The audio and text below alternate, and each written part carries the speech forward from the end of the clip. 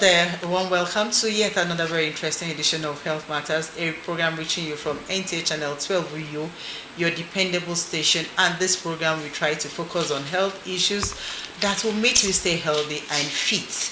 My name is Umo Basi Edate, and today we have in the studio a very important personality that's talking about Dr. Mfon Ineme, who is a clinical psychologist with the University of Rio. Welcome to the program, sir. My pleasure being here again. Okay, so what are we discussing today? We have a lot of instances where we hear our young people are going into substance abuse. We have the celebrities that are supposed to be like role models, abusing one substance or the other. And so today we are here to talk about this issue that is raising so much concern in our society. Some parents have had children go to school and come back and they discover that they've been abusing some certain substances that are going down with drugs, and then the effect is overwhelming. So Dr. Ineme is going to do justice to this topic. Doctor, substance abuse is a grey monster and it's very scary. Really. So tell us, what is substance abuse? Let's go etymologically a little. The word abuse is made of two words. It's a Latin prefix, ab, up, meaning away, then use. So when we say somebody is abusing, it means using it away from prescription. The word abuse means use away from prescription. But so any drug can be abused. You can use any drug away from prescription. So whenever you use a drug away from prescription, then you're abusing that drug. Okay. Now, then there's also the concept we call misuse. But today let's look at abuse actually. Now, when we talk about drug abuse in this world now, the first thing that comes to our head is the abuse of psychoactive substances. Okay. That's the thing that comes to head. That's the first thing we talk about. So, in most cases, when we talk about abuse, we're talking about the use or abuse of psychoactive substances like alcohol, okay, like cannabis, like heroin, like benzodiazepine, like opioids.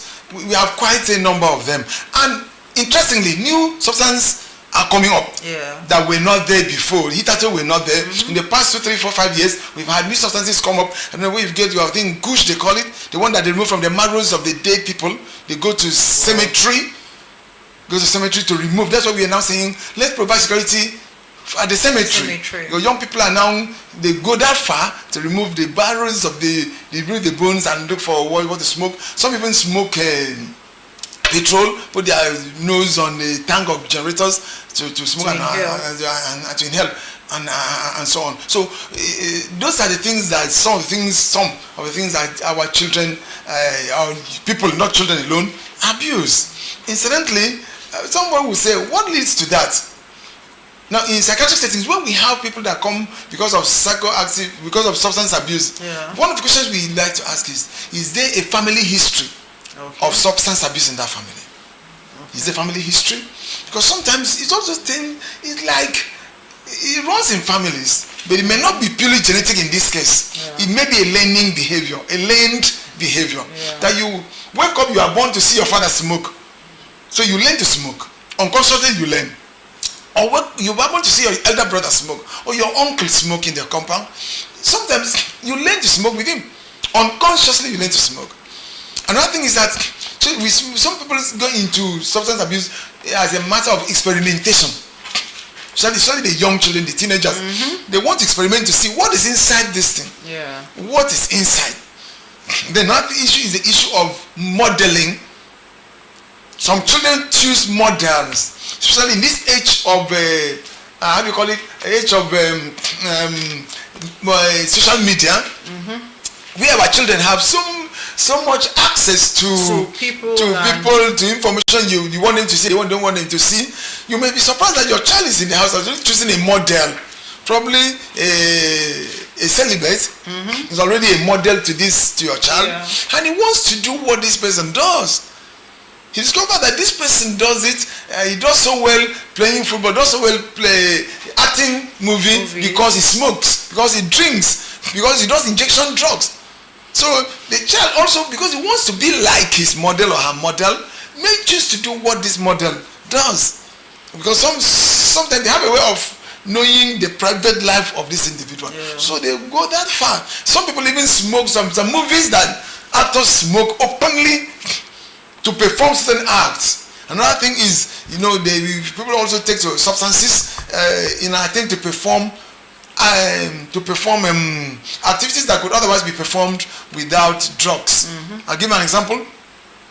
There are people that before they go to class to teach us, they smoke, they drink before they go to class. Because they are addicted. To make them high. In that case, the person has become addicted to it. The case of addiction. Okay. Maybe get to substance. Maybe we look at addiction a little in the course of this program. Yeah. So they take it. They take. Do you know that even I've even heard of a case that a medical doctor will take it before he goes to work.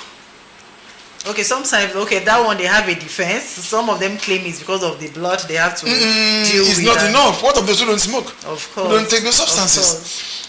No. It's because they've taken it and they've become addicted to it. And it's a case of addiction.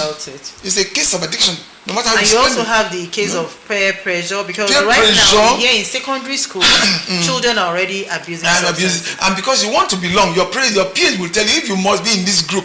If you must belong, you must take now. Hey woman, they ask you, woman, come on, take this thing. And even women too. Even women want to show they are also what a man can do. A woman can do with style. They want to do with style, so they also take it. So those are some things that could go to take it. But then you remember that substance abuse could have been a mild thing if not for the concept of addiction. Okay. If not for that concept of addiction, could have been a mild thing to deal with. You know that when people are addicted to something, it's difficult to stop it. Exactly. You find it difficult to stop it. And what is addiction? That impulsivity, that pulling, that craving, that inability to resist in your brain. Your brain is craving for it. And now, how does it work? It's important to mention that in every psychoactive substance, there's what we call active ingredients. Okay. For example, in alcohol, it is ethanol. Okay. In cigarettes, it is nicotine. In cannabis, it is cannabinol, and so on. In every one, cocaine, they all have their own. Okay. Now, what happens is that when you take, for example, alcohol, the liquid contents goes to the stomach and will have something to do with your liver and your kidney, which with time will get destroyed. But beyond that, the psychoactive substance rises to the brain. Ethanol rises to the brain. And it gets to the pleasure center of the brain, known as the nucleus accumbens. It captures the pleasure center. Now, when it captures it, it makes you enjoy it. It gives you euphoria. You enjoy it. It romances that part of the brain. Gradually, it will hijack it. After some time, it will hijack that part of the brain. And then, when you keep enjoying it, the brain now starts calling for a higher quantity of that substance to give you the satisfaction you got the other time. Now, an example. You may take a can of beer. You get satisfied today. The little quantity, liquid content gets to the stomach. The other one rises, the ethanol rises to the brain. It makes you enjoy. Sometimes, after some time, the brain now calls for a higher quantity. So you now drink 2 cans. That's which is 1 bottle. After some time, the brain keeps craving. You may take 3 bottles, 4 bottles. There comes a time you finish a crate and start to check your body and it's like nothing happens to man. Also, you never die. You keep taking it. It's because the brain has become hijacked. Your brain has become hijacked by the psychoactive substance the active ingredients in the substance you are taking. So it makes you feel like taking it. So you keep taking, forgetting that 1, it is affecting your behavior. 2, it's affecting even the physical brain. 3, your kidney, your liver is also going gradually. Even your heart, it doesn't smoke. The cardiothoracic region is being affected by the smoke of those things that you take. Somebody will tell you, my grandfather smoked until he was 80 and nothing happened to him. And you forget that no human beings in the world are the same. You are not your grandfather, you are not your grandmother. No human beings in the world are the same. Nobody, not even identical twins that are the same. You are you. And number 2, you forget that the environment we stay today is not as healthy as the grandparents of your grandfather. Those days. True. The environment we stay is already a toxic one.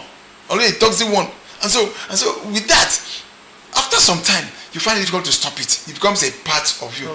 And good enough, we Africans, they say they are doing it, they're giving him manipulation. Somebody is manipulating, the devil is doing, witches and wizards are giving him the advice. Some will tell you that if you go to witchcraft world, you see him carry a keg of palm wine. That's why you cannot drop it. Now, until you remove the keg of palm wine from you, it's not true. Now, how can it be true? How can it be true? The witches, they don't have what to do to give you palm wine. And how many of us have traveled to that world to really confirm?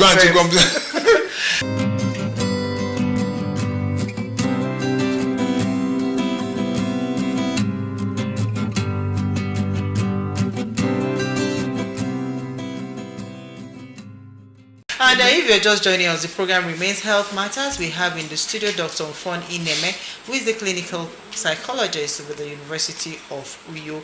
And today we are looking at substance abuse, which is becoming very, very worrisome in our society. We have people around us going down with different substances. They abuse, people even abuse up to nail polish. Yeah, they abuse. You understand? So many things. So many lizard poo, they sniff the toilet, they sniff fuel and all of that just to get high. And at the end of the day, they become addicted. And you see them going down. Before you know it, we are losing our young people, most especially. And even the celebrities are not left out. They're not left out. You know, and these are supposed to be the role models for young people.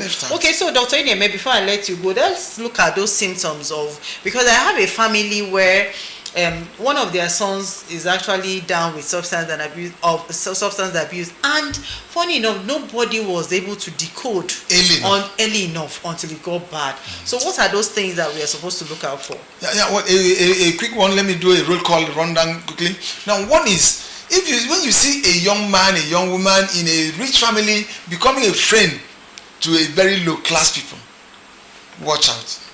When you see your child, very rich man, always driving it, before you know, your child becomes too close to your security officer. Oh, really? Becomes too close, becomes a friend.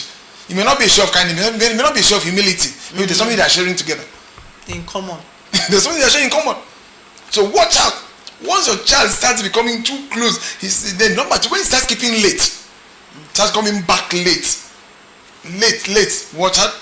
Then number three, when you start using heavy perfume that is heavy, watch out. There will be something wrong. There's something trying to cover up. So when you start eating treble, tom every time, you know, that I don't know. Some will start chewing gum. I just chewing the gum. No, watch out for those things. Watch out for those things, because it may also be. Then when the child also, somebody starts also like depression, start staying alone. They want to be alone in their room. Sometimes they keep the book in front of them. Pretend to be reading. They may not be reading. So it's always good. Once you bomb into the room and see what they're doing, you'll be surprised at what you see there. You'll be surprised at what you see there. This is so shocking. Okay. This is so shocking. and then for a spouse, when your spouse starts coming back too lately. Then when your spouse also starts really having friends that are questionable, friends they didn't have before, you need to watch out. Why is he having these friends? Why is it, if his friends are smokers and drinkers, why does he choose that? Because show me your friend, and I'll tell you you are. No matter how good you are, no matter how strong you are, good companionship can corrupt good manners. Of course, bad companionship can corrupt good manners. It has a way of affecting your behavior. So you need to choose your friend. Everybody must not be your friend.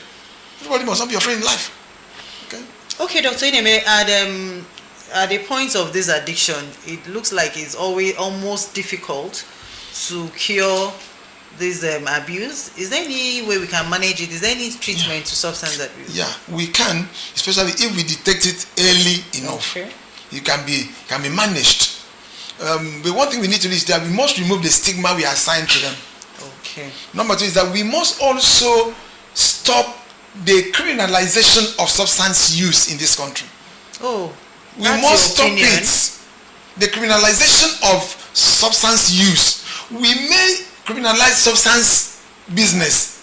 Okay. We may criminalize substance business, buying those who are dealing on it, the drug barons may be pursued by law. But when you start, what do we do with any early and all other organizations, police start running after this, but you are worsening the situation. Really? People who are substance abusers are patients. They are sick. This is a patient. The person somebody saying you are locking him up in the police cell, locking him up in the prison. Okay, what results have you got over the years? All people you have locked up for substance-related cases in our prisons all over this country. What is the result? How many can we beat our chest to say we lock up 10 of them and 5 of them have been redeemed? Of course, we can say maybe not. The Nigerian government must decriminalize substance abuse.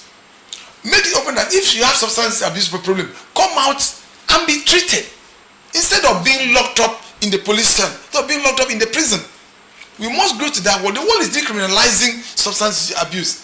Let us join the world and stop punishing those people. And then, if your child has it, don't be ashamed to bring out the child for treatment. Don't be ashamed to bring out your brother, your sister, your son, your daughter for treatment. We have been able to, by God's grace, I remember a guy that was deported from US who came to my office, and today he's back in US. I had to recommend him. He's been redeemed and he's back. You can salvage some of those cases. But I know it's very difficult to. It is difficult, but you can manage. It's not impossible. It's only difficult, but not impossible. Okay. It can be managed. Let us also remember the effects of substance abuse are wonderful. Effects are enormous. What are some of those effects? One is that you can drop out of school. You can tamper with relationship. It finishes your money. Because when the craving comes, even if it's the last money in the house, you take it to go and buy the substance and use. They put you into debt where you cannot buy, you go and borrow. And start selling property. Then you start selling some property to make up. Okay, then start telling lies. You will make you to tell a lot of lies. Tell one lie to cover the second one. Tell lies to cover the second one. Tell the fourth one to cover the third one. Keep telling lies. Okay, then sometimes it ends relationships. Some spouses can't stay again. They walk away. They are tired. They can walk away. Some children are sent out of the house, and sometimes it leads to death. There are persons who die because of substance use. It may be that the internal organs, the vital organs are destroyed by the substances. It may also be that under the influence of this substance, some people drive. They drive. And anything can happen under the influence of substances. And you know, we Africans, they say, somebody is manipulating the steering. The steering, somebody is manipulating, somebody is manipulating this and that. No. In most cases, people who do those things, they do them under influence of substances. That's true.